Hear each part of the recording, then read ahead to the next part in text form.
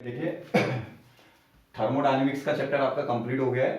Thermodynamics के बाद अब हम 6th सेमेस्टर का दूसरा चैप्टर जो आपका बड़ा इंपॉर्टेंट चैप्टर है फोटोकेमिस्ट्री को स्टार्ट करते हैं, ठीक है ना।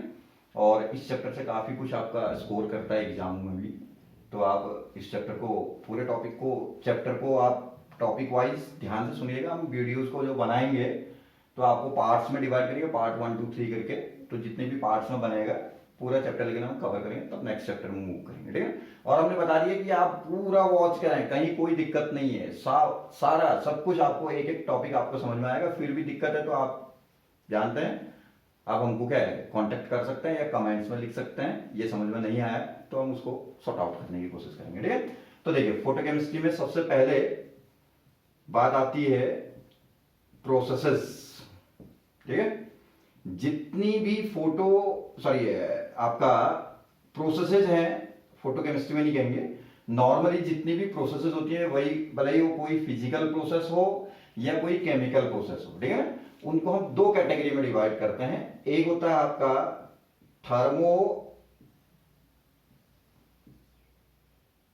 या थर्मल प्रोसेस, और दूसरी कहलाती है आपकी फोटोलिटिक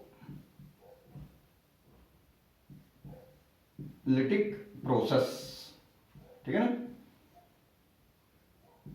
थर्मल प्रोसेस होती है कोई भी ऐसी फिजिकल प्रोसेस, फिजिकल और केमिकल प्रोसेस में डिफरेंस समझते हैं ना।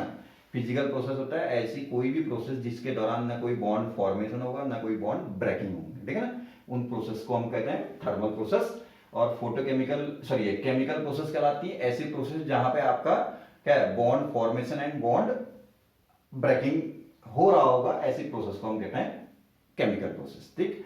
देन फिर आते हैं यहाँ पे थर्मल प्रोसेस क्या आती है, कोई भी ऐसी, भले ही वो फिजिकल प्रोसेस हो या आपका केमिकल प्रोसेस हो, कोई भी ऐसा फिजिकल और केमिकल प्रोसेस जो कि हीट एब्जॉर्ब करने से फर्निश होती हैं, उन सारे प्रोसेसेस को कहा जाता है आपका थर्मल प्रोसेसेस, ठीक है। और यदि वो केमिकल है तो उसी को हम थर्मोकेमिकल प्रोसेस कहते हैं। थर्मल प्रोसेस एक कॉमन वर्ड है जिसमें फिजिकल भी हो सकती है, हीट एब्जॉर्प्शन से होने वाली प्रोसेस, और केमिकल भी हो सकती हैं। लेकिन यदि वो केमिकल है तो उसी को थर्मोकेमिकल प्रोसेस कहते हैं।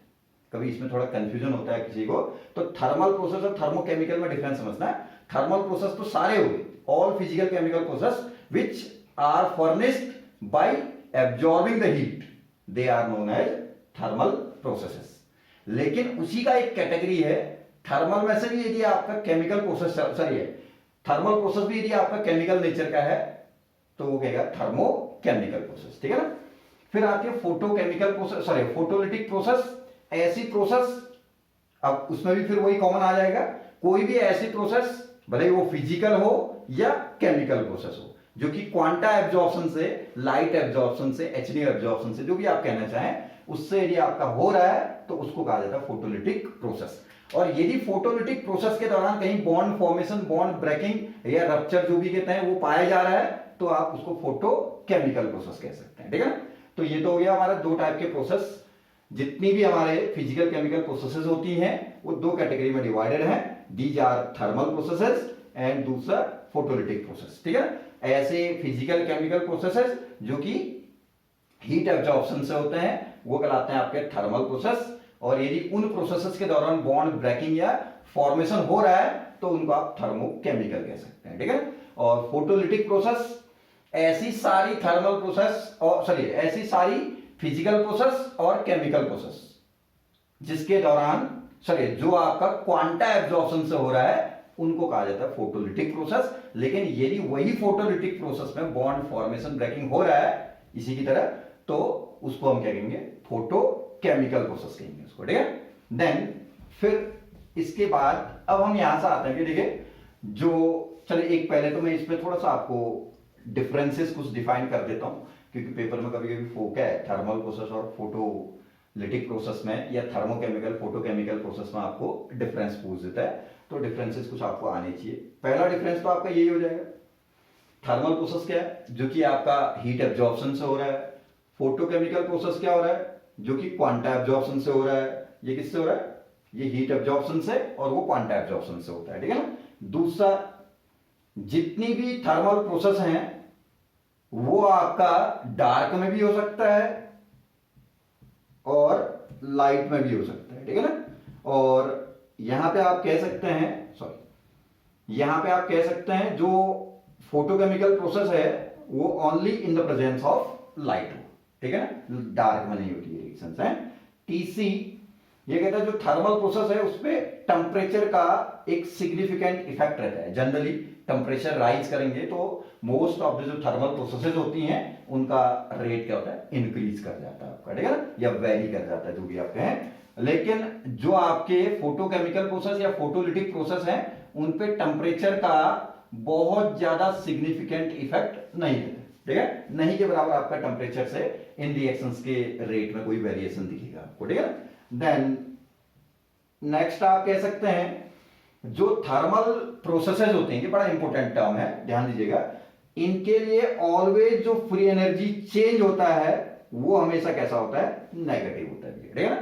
कोई भी ऐसी प्रोसेस क्या है जो हीट एब्जॉर्प्शन से हो रहा होगा तो उसमें ऑलवेज डेल्टा जी की वैल्यू कैसी होगी, नेगेटिव होगी। लेकिन यदि आपका कोई फोटोलिटिक प्रोसेस है तो उस प्रोसेस के दौरान डेल्टा जी पॉजिटिव भी हो सकता है और नेगेटिव भी हो सकता है, इस चीज को ध्यान रखिएगा, ठीक है ना। देन ऐसी आप और डिफरेंस आप इसमें देना चाहते हैं तो आप कह सकते हैं कि जो भी आपका थर्मल प्रोसेसेस होते हैं वो जनरली सिंपल प्रोसेस माने जाते हैं, ठीक है ना, इस पे बहुत ज्यादा कॉम्प्लिकेशंस नहीं होते हैं। लेकिन फोटोकेमिकल प्रोसेसेस मोस्टली आपके कॉम्प्लेक्स इन नेचर है, ठीक है ना। तो ये कुछ डिफरेंसेस काफी है इतना। तो आप पहला क्या कहेंगे, क्या है, थर्मल प्रोसेस हीट एब्जॉर्प्शन से होता है, फोटोकेमिकल प्रोसेस क्वांटा एब्जॉर्प्शन से होता है। ये डार्क में भी हो सकता है, लाइट में भी हो सकता है, लेकिन ये केवल लाइट की प्रेजेंस में हो सकता है। तीसरा, टेम्परेचर का थर्मल प्रोसेसेस पे एक सिग्निफिकेंट इफेक्ट रहता है। जनरली हम कह सकते हैं टेम्परेचर राइज करने से आपका थर्मल प्रोसेसेस का रेट वेरी करता है, इंक्रीज करता है, लेकिन यहां पे इसका कोई ज्यादा सिग्निफिकेंट इफेक्ट नहीं दिखता है, ठीक है ना। और फ्री एनर्जी चेंज जितनी भी थर्मल प्रोसेसेस होंगी उनके लिए नेगेटिव होगा, लेकिन फोटोकेमिकल प्रोसेस में नेगेटिव भी हो सकता है और पॉजिटिव भी हो सकता है, ठीक है ना। और most of the thermal processes क्या होता है, सिंपल नेचर के होते हैं, बहुत ज्यादा उसमें कॉम्प्लिकेशंस नहीं होंगे, लेकिन ये photochemical process complex in nature रहते हैं आपके, ठीक है। इतनी बात समझ में आ जाएगा। देन इसके बाद अब इसके आगे जो हम टॉपिक चलेंगे, अब थर्मल प्रोसेस का हम जिक्र नहीं करेंगे क्योंकि हम फोटोकेमिस्ट्री पढ़ रहे हैं, तो हम फोटोलिटिक प्रोसेस को ही आगे को क्या है कैरी करेंगे। तो आप इस चीज को ध्यान रखिएगा, फोटोकेमिकल प्रोसेस से ही आगे बढ़ना है, ठीक है ना। देखिए नेक्स्ट यहां से आता है आपका लॉ ऑफ फोटो केमिस्ट्री, ठीक है ना। लॉ ऑफ फोटोकेमिस्ट्री में आता है तो ये कहता है कि जितनी भी फोटोकेमिकल प्रोसेसेस हैं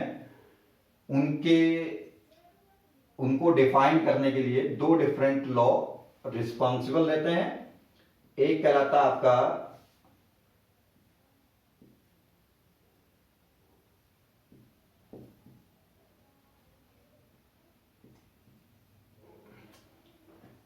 ग्रोथस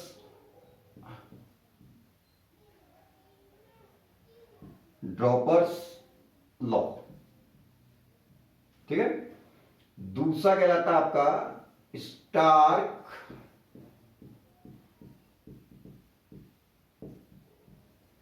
आइंस्टीन लॉ, ठीक है। वैसे एक लॉ आप और इसमें प्रपोज कर सकते हैं, लेकिन वो जनरली ज्यादा स्पेक्ट्रोस्कोपी में हम सेकंड ईयर में भी पढ़ चुके हैं, इसलिए उसका हम जिक्र नहीं करते। मेनली फोटोकेमिस्ट्री के लॉ इन दोनों को ही हम कहेंगे। तीसरा होता है लैम्बर्ट बीट्स लॉ, जो आप सेकंड ईयर इलेक्ट्रॉनिक स्पेक्ट्रोस्कोपी में पढ़ेंगे ना, जब IR UV क्या है स्पेक्ट्रोस्कोपी आप पढ़ते हैं तो UV विजुअल स्पेक्ट्रोस्कोपी के अंदर आपने लैम्बर्ट बीट्स लॉ पढ़ा होगा, लाइट एब्जॉर्प्शन से रिलेटेड, ठीक है ना। फिर उस पर हम कभी दूसरा वीडियो बना लेंगे नहीं तो, यदि आपको देखना हो तो। लेकिन फिलहाल हमारा फोटोकेमिस्ट्री में जो हमारा सिलेबस में होगा वो दो डिफरेंट लॉ रहेंगे, ध्यान दीजिएगा। पहला है ग्रोथर्स ड्रॉपर्स लॉ, दूसरा है Stark Einstein law. Grotthuss Draper law को ही हम फर्स्ट लॉ ऑफ फोटोकेमिस्ट्री भी कहते हैं, ठीक है। कभी आपको फर्स्ट लॉ ऑफ फोटोकेमिस्ट्री किसको कहते हैं, कहते हैं तो ग्रोथर्स ड्रॉपर्स लॉ, ठीक है ना। और सेकेंड लॉ ऑफ फोटोकेमिस्ट्री कहा जाता है आपका स्टार्क आइंस्टीन लॉ, ठीक। अब देखिए ग्रोथर्स ड्रॉपर्स लॉ क्या कहता है, देखिए कोई हमारे पास मॉलिक्यूलर सैंपल है, सैंपल समझते ना, हमने कंपाउंड का कोई क्या है एक कंटेनर के अंदर लेकर के उसका सॉल्यूशन क्रिएट कर दिए, तो ये हमारा क्या हो गया, सैंपल हो गया, ठीक है ना, ये हमारा सैंपल। इस सैंपल में आपने होल ईएमआर डाला, इलेक्ट्रोमैग्नेटिक रेडिएशन डाला, तो इसमें इलेक्ट्रोमैग्नेटिक रेडिएशन डाला तो क्या क्या पॉसिबिलिटीज हो सकती हैं भैया, हो सकता है इलेक्ट्रोमैग्नेटिक रेडिएशन सीधे ही आपका ट्रांसमिट कर जाए, या हो सकता है वो एक सर्टेन एंगल के साथ स्कैटरिंग कर जाए, ठीक है, या हो सकता है कि रेडिएशन आपका किसी मॉलिक्यूल्स के द्वारा क्या किया जाए, आपका एब्जॉर्ब कर दिया जाए, ठीक है। तो ये कहता है कि आपका किसी भी मॉलिक्यूलर सैंपल में यदि आप इलेक्ट्रोमैग्नेटिक रेडिएशन को इंट्रोड्यूस करते हैं तो केवल वो रेडिएशन जो कि आपका सैंपल के द्वारा, सैंपल मतलब मॉलिक्यूल्स के द्वारा, उसके अंदर जो मॉलिक्यूल्स हैं, ठीक है, सैंपल के द्वारा जो एब्जॉर्ब किया जाएगा केवल वही फोटोकेमिकल प्रोसेस को देने के लिए रिस्पॉन्सिबल होगा, और वो सारे क्या है रेडिएशंस जो कि ट्रांसमिट हो गए स्कैटर कर गए, ठीक है ना, वो आपका फोटोकेमिकल प्रोसेसेस के लिए रिस्पॉन्सिबल नहीं रहने कहता है, ठीक है। ये बहुत सिंपल सा छोटा सा लॉ है, क्या कहता है ग्रोथर्स ड्रॉपर्स लॉ, क्या कहा मैंने, according to Grotthuss Draper law when the whole EMR is introduced in the molecular sample, then some of the radiation can be absorbed by the sample and some can be transmitted or scattered by the sample. Thus, according to this law, only those radiation which are absorbed will be responsible to give the photochemical process, and those radiation which are scattered or which are transmitted will never be responsible to give the photochemical process. This is known as Grothus-Doppler's law और first law of photochemistry. मेरे ख्याल से कोई दिक्कत नहीं है। Then second law में आते हैं, ये देखिए सेकेंड लॉ ये कहता है, ये सपोज आपका एक कोई मॉलिक्यूल है, ये स्टार्क आइंस्टीन लॉ में आ रहा है, ठीक है ना, एक मॉलिक्यूल है सैंपल में होगा, तो हमने इसमें ईएमआर डाला तो इसने क्वांटा एब्जॉर्प्शन करके क्या करा, एक्साइटेड स्टेट क्रिएट किया अपना। तो मॉलिक्यूलर सैंपल में जैसे ही आप क्वांटा इंट्रोड्यूस करेंगे तो ये कहता है कि आपका एक मॉलिक्यूल एक क्वांटा एब्जॉर्ब करके अपना फोटोकेमिकल एक्साइटेशन करे। अब हो सकता है किसी मॉलिक्यूल के एक्साइटेशन के लिए ज्यादा एनर्जी चाहिए तो हाई एनर्जी का क्वांटा लेगा, लेकिन ऐसा नहीं कि लो एनर्जी के 2 क्वांटा ले लेगा या 3 क्वांटा ले लेगा या 1.5 क्वांटा ले लेगा, ऐसा कभी नहीं हो, ठीक है ना। सिंगल मॉलिक्यूल का फोटोकेमिकल एक्साइटेशन यदि करना है आपने तो सिंगल क्वांटा का एब्जॉर्प्शन होगा, वो डिपेंड करेगा कि इसकी क्या है रिक्वायरमेंट कैसी है, उसके अकॉर्डिंग वो एब्जॉर्प्शन लेगा और तब जाकर के एक्साइटेड स्टेट को क्रिएट करेगा। फिर वो एक्साइटेड स्टेट फिर आगे की फोटोकेमिकल प्रोसेस कैसे देगा वो हम आगे जाकर के डिफाइन करते रहेंगे। फिलहाल लॉ को समझें। लॉ कहते हैं कि सिंगल रिएक्टेंट मॉलिक्यूल का फोटोकेमिकल एक्साइटेशन करने के लिए सिंगल क्वांटा क्या होगा, रिस्पॉन्सिबल है, 1 पर 1, ठीक है ना। कभी भी ऐसा नहीं होगा कि आधा क्वांटा एब्जॉर्ब करके एक्साइटेशन हो गया, ये कभी ऐसा नहीं होगा कि 1.5 क्वांटा या 2 क्वांटा 4 क्वांटा ऐसा एब्जॉर्प्शन करके फोटोकेमिकल एक्साइटेशन होगा, ठीक है ना। तो ये ध्यान रखिएगा, इसको कहता हूं कौन सा लॉ, स्टार्क आइंस्टीन लॉ या सेकेंड लॉ ऑफ फोटोकेमिस्ट्री। इतनी बात मेरे को समझ में आ जानी चाहिए आपको। Grotthuss Draper law first law and Stark Einstein law second law of photochemistry. और बहुत सिंपल से इनकी स्टेटमेंट है, लेकिन पेपर के पर्पज से आप मान के चलें तो आप पुराने पेपरों में आप देखेंगे तो आपको बहुत सारा आया हुआ क्वेश्चंस दिखेगा यहां से, ठीक है ना। देन फिर हम आते हैं नेक्स्ट टॉपिक में आएंगे। देखिए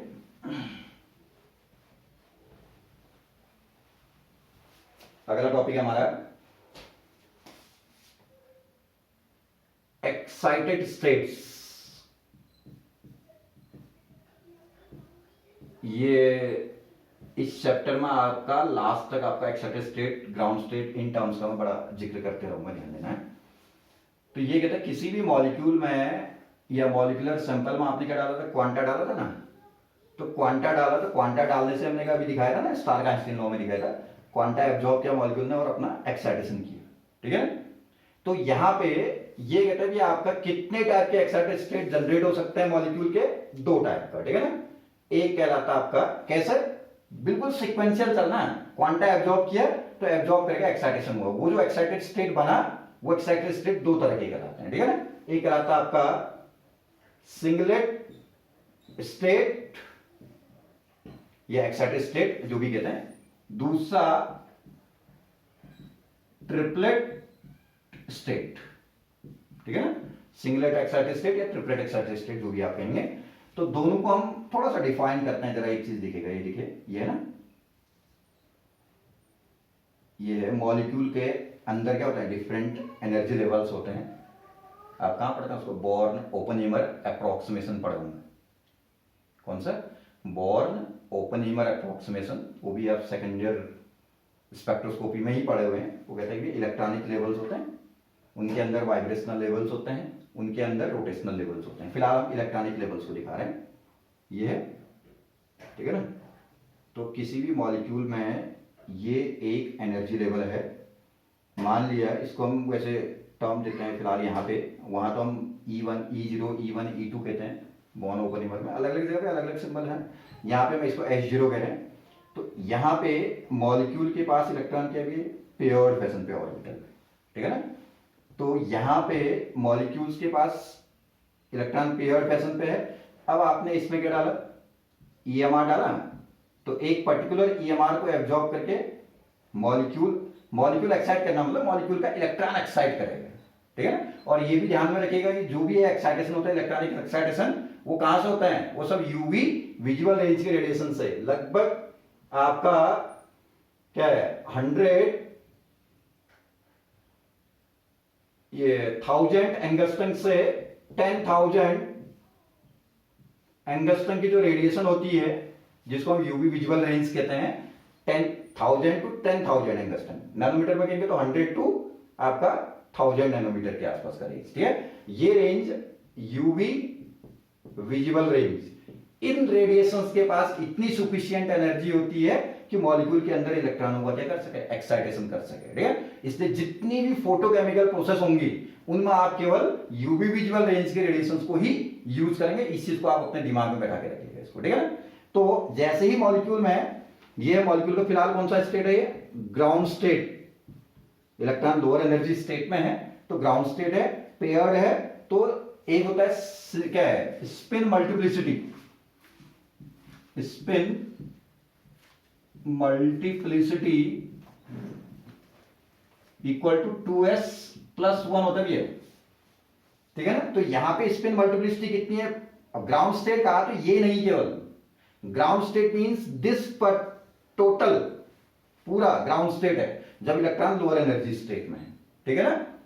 बहुत सारे लोग समझते हैं ग्राउंड स्टेट का मतलब यही है, ठीक है ना। ग्राउंड स्टेट मतलब फिलहाल की जो कंडीशन है वो ग्राउंड स्टेट कंडीशन है हमारी, ठीक है ना। अब इस ग्राउंड स्टेट कंडीशन पे एक इलेक्ट्रॉन का स्पिन +½ है, एक का -½ है, तो स्पिन कितना हो गया टोटल, +½ -½ 0 हो जाएगा, ठीक है ना। तो यहां कितना आ जाएगा multiplicity, 2 × 0 + 1 that is equal to कितना, 2। तो सॉरी इक्वल टू कितना आ रहा है, 1। इसलिए इस ग्राउंड स्टेट को हमने क्या कहा, S0, S मतलब सिंगलेट, 0 मतलब ग्राउंड स्टेट को रिप्रेजेंट करने के लिए, ठीक है ना। तो ये सिंगलेट, इसके आगे ले लेते हैं, सिंगलेट ग्राउंड स्टेट, ठीक हो गया ना इतना तक। अब आपने इसमें EMR डाला तो एक इलेक्ट्रॉन का एक्साइटेशन हुआ, तो ये इलेक्ट्रॉनिक एक्साइटेशन 2 तरह से हो सकता है भैया, इस चीज को आप दिमाग में रखिएगा। यदि इलेक्ट्रॉनिक एक्साइटेशन हो रहा है, ठीक है ना, विद द स्पिन रिटेंशन, ये देखिए यहां पे दोनों, एक क्लॉकवाइज एक एंटी क्लॉकवाइज था, तो क्लॉकवाइज वाला अपनी जगह बने रहेगा, ये ऐसे दिखा दिया हमने, देखिए ये अपनी जगह था, और जो हायर एनर्जी लेवल पे जो इलेक्ट्रॉन गया वो वैसे ही गया जैसा था उसका स्पिन एंटी क्लॉकवाइज था, ये सॉरी ये एक क्लॉकवाइज एक एंटी क्लॉकवाइज है, तो ये वाला अपनी जगह बने रहा, तो दूसरे का जो स्पिन था ऊपर जाने के बाद भी वैसे ही बने रहा, ये बने ऐसे जैसा आपको डिफाइन करेंगे वहां दिखाएंगे उसको, ठीक है। तो ये फिलहाल ग्राउंड स्टेट था, lower energy state, radiation absorb किया तो एक इलेक्ट्रॉन एक्साइट किया, तो अब हमारे पास जो ये क्या है, ओवरऑल स्टेट बन गई, ये क्या कहलाएगी आपकी ट्रिपलेट सॉरी सिंगलेट स्टेट, ये तो H0 कहलाएगा, सिंबल है टर्म, ये क्या कहलाएगा S1, ठीक है।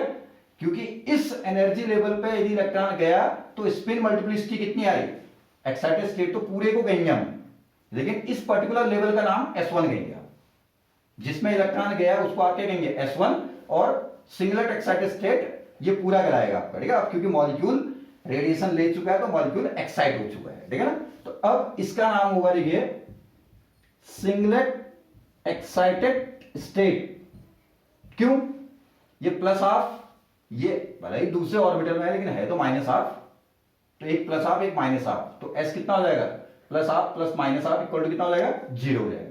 तो यहां से 2 इंटू 0 प्लस 1, तो ये कितना आ जाएगा 1। तो अब भी मल्टीप्लिसिटी की वैल्यू कितनी है हमारी, 1 है, तो इसको कहा जाता है सिंगलेट एक्साइटेड स्टेट, ठीक है ना। मेरी बात समझे ना, इस लेवल को हम S1 लिख रहे हैं, ठीक है ना, लेकिन क्या है, ये आपने दिमाग में रखना कि ये S0 इसको S1 ऐसे क्यों कहा, S0 इसलिए कहा क्योंकि ये ग्राउंड स्टेट को रिप्रेजेंट कर रहा है, और क्वांटा एब्जॉर्प्शन करने के बाद इलेक्ट्रॉन यहां पहुंचा तो इस पूरे स्टेट का नाम हमने क्या कर दिया, एक्साइटेड स्टेट। लेकिन यहां जब इलेक्ट्रॉन गया तो आपका मल्टीप्लिसिटी कितनी आ रही है, 1 आ रही है, इससे जिसमें इलेक्ट्रॉन गया उसको हमने क्या कहा, सिंगलेट एक्साइटेड स्टेट का, ठीक है ना। तो एक चीज तो ये हो गया भी आपका, यदि इलेक्ट्रॉन का transition with the spin retention हो रहा है, स्पिन रिटेंशन मतलब स्पिन एंटी क्लॉकवाइज था तो ऊपर जाने के बाद भी एंटी क्लॉकवाइज ही बने रहा, उसमें कोई चेंजेस नहीं आया, तो ऐसा क्या है जो एक्साइटेड स्टेट है जो बनेगा इस प्रोसेस के बाद, उसको क्या कहा जाएगा आपका, singlet excited state. Such type of the excited state, ठीक है, which having the spin multiplicity 1, दो तरीके से बोल रहा हूं मैं, आपको ध्यान दीजिएगा। ऐसा एक्साइटेड, ये पूरा एक्साइटेड स्टेट है, ठीक है ना, और इसका नाम S1 कहेंगे, इसके बाद और ऊपर लेवल पे जाएगा तो S2 कहेंगे, उसके ऊपर जाएगा तो S3 कहेंगे, लेकिन हुआ सब वो सिंगलेट एक्साइटेड स्टेट, ठीक है ना। Such type of the excited state which is obtained with the spin, sorry with the excitation of electron, क्या क्या कहा हमने, एक मिनट है, such type of the excited state which is obtained by the transition of electron with the spin inversion, sorry retention, that will be called as singlet excited state, ठीक है ना। Ground state से ऐसा obtain होने वाला ऐसा excited state जिसमें आपका क्या है, जिसके बनते समय इलेक्ट्रॉनिक ट्रांजिशन जो हुआ वो स्पिन रिटेंशन के साथ हुआ है, स्पिन जैसा था वैसा ही रखते हुए यदि आपका एक्साइटेशन हो रखा है तो उसको आप क्या कहेंगे, सिंगलेट एक्साइटेड स्टेट कहेंगे, ठीक है ना। और कभी ऐसी भी प्रोबेबिलिटी हो सकती है कि आपका जब इलेक्ट्रॉन एक्साइट करेगा, ठीक है ना, ये S1 का लेवल थोड़ा सा ऊपर होता है और इसके करस्पॉन्डिंग एक लेवल और दिखाता हूं मैं, चलिए उसको अलग से दिखा देंगे। ये है ना, देखिए अब हमने इलेक्ट्रॉन को एक्साइट किया, इस तरह से एक्साइट किया, देखिए ये है हमारे पास ग्राउंड स्टेट,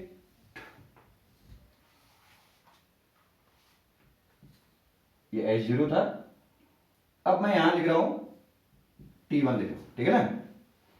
तो ऐसे लिखा, देखिए ये इलेक्ट्रॉन एक्साइट किया तो जब हाई एनर्जी ऑर्बिटल में गया, नीचे वाले में तो इलेक्ट्रॉन जैसा था वैसे ही रहेगा, ये ठीक है, ये भी ऐसे होगा, electronic excitation with spin inversion, जो ऊपर जाने वाला इलेक्ट्रॉन है वो अपना स्पिन भी इन्वर्ट कर गया, तो वो बनने वाला एक्साइटेड स्टेट क्या कराएगा आपका, ट्रिपलेट एक्साइटेड स्टेट।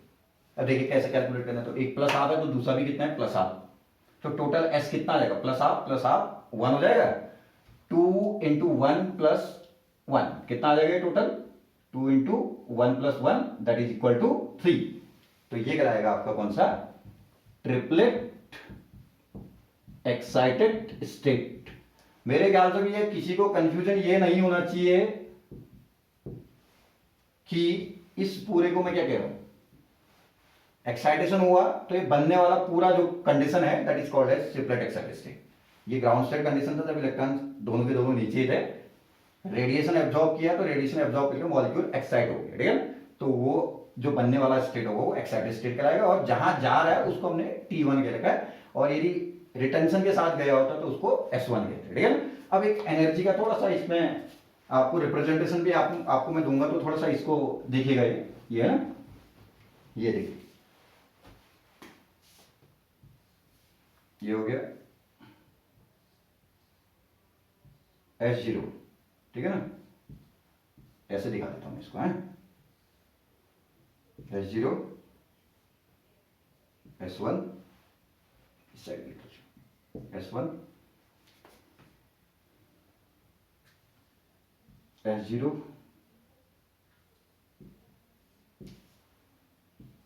ठीक है। तो ये इलेक्ट्रॉन कहां था, ग्राउंड स्टेट पे, इस रिप्रेजेंटेशन से देखिए ये क्या होगा, सिंगलेट ग्राउंड स्टेट। तो क्या लिया, EMR लिया, EMR लेकर के इलेक्ट्रॉन क्या होगा, एक्साइट किया, एक्साइट किया तो आपके क्या होंगे, दो टाइप के स्टेट्स लिख रहे हैं, एक S1 है, एक T1 है। ये आगे के लिए काम आएगा इसलिए मैं बता रहा हूं, अभी थोड़ा सा इतना समझ जाए। इलेक्ट्रॉन एक्साइट किया, यहां चले गया, देखिए ये क्या, ये था, एक अपना स्पिन बना हुआ है, दूसरे का स्पिन भी रिटेन है, तो वो जो स्पिन रिटेंशन के साथ जाएगा तो थोड़ा सा हाई एनर्जी लेवल का आपका ऑर्बिटल रहता है, ठीक है ना। तो ये कहलाएगा भी आपका कौन सा, सिंगलेट एक्साइटेड स्टेट। और ये जब ट्रिपलेट में जाता है तो स्पिन थोड़ा सा क्या होता है, हल्का सा इसका लेवल क्या होता है, S1 से क्या होता है, नीचे रहता है, ठीक है। अब डायरेक्ट एक चीज आप दिमाग में ये रखिएगा कि कभी भी इस बात पे कोई कंफ्यूजन नहीं रखेगा, उस बात को मैं अभी आगे जाकर के डिफाइन करूंगा। डायरेक्ट S1 से क्या है आपका, सॉरी S0 से इलेक्ट्रॉन क्या है T1 पे कभी नहीं जाएगा, ठीक है ना। वो कैसे जाएगा उस चीज को अभी हम डिफाइन कर देंगे आगे जाकर के। तो ये क्या है आपका, फिलहाल स्पिन इन्वर्जन के साथ ट्रांजिशन हुआ तो ये हो गया आपका triplet excited state, spin retention के साथ हुआ तो ये सिंगलेट एक्साइटेड स्टेट बन गया आपका, ठीक है ना। तो दो टाइप के एक्साइटेड स्टेट बन गए, एक सिंगलेट और एक ट्रिपलेट एक्साइटेड स्टेट, ठीक है। अब जाकर के भी हम इसके बाद जो हमारा नेक्स्ट टॉपिक होगा बहुत इंपॉर्टेंट, इस टॉपिक में कोई कंफ्यूजन नहीं है ना। ये ग्राउंड स्टेट कंडीशन है, रेडिएशन लिया, इलेक्ट्रॉन एक्साइट हुआ तो आपका यदि स्पिन रिटेंशन के साथ एक्साइट हुआ तो सिंगलेट एक्साइटेड स्टेट बनेगा। सिंगलेट क्यों कहा उसका नाम, क्योंकि मल्टीप्लिसिटी कितनी आ रही है, स्पिन मल्टीप्लिसिटी का फॉर्मूला 2s+1 वो इक्वल टू 1 आ जाएगा, इसलिए सिंगलेट का। ग्राउंड स्टेट भी सिंगलेट क्यों कहा, क्योंकि मल्टीप्लिसिटी उस समय भी आपकी 1 थी, इसलिए ग्राउंड स्टेट को भी सिंगलेट कहा। लेकिन यदि इलेक्ट्रॉन स्पिन इन्वर्जन करते हुए एक्साइटेशन किया तो आपका क्या कहलाता है, ट्रिपलेट कहलाता है, क्योंकि उसमें मल्टीप्लिसिटी प्लस हाफ कितना आ जाएगा 1, s की वैल्यू 1 हो गई, 2 × 1 + 1 कितना आ जाएगा 3 आ जाएगा, ठीक है। लेकिन एक चीज को जरूर ध्यान रखना, इस चीज को अभी आप थोड़ा सा कंफ्यूज होंगे तो आप क्या है उसको मेंटेन रखें, बाद में हम उसको डिफाइन करेंगे कि T1 का लेवल जो होता है वो S1 से थोड़ा नीचे होता है, डायरेक्ट रेडिएशन एब्जॉर्ब करके T1 कभी भी जनरेट नहीं होता है, ठीक है ना। इतनी बात समझ में आ जाएगा ना सबको। तो ये है कि हमारे पास दो टाइप के क्या है एक्साइटेड स्टेट, जबकि हम क्या करते हैं क्वांटा एब्जॉर्प्शन करके क्रिएट कर सकते हैं किसी भी मॉलिक्यूलर सिस्टम के अंदर, ठीक है ना। देन अब हम टॉपिक पे आएंगे, मान के चलो कि टॉपिक का 50% जो पार्ट होगा मैं नेक्स्ट वीडियो के अंदर पूरा एक ही वीडियो के अंदर एक डायग्राम के थ्रू आपका कंप्लीट डिफाइन कर देंगे। बहुत इजी पार्ट है, इस चीज को आप दिमाग में रखे रहेगा। नेक्स्ट जो टॉपिक होगा जेवलॉन्स की डायग्राम होगा, जिसके अंदर वेरियस टाइप के रेडिएटिव नॉन रेडिएटिव जो प्रोसेसेस हो सकती हैं उनको हम एक्सप्लेन करेंगे, ठीक है। Thank you.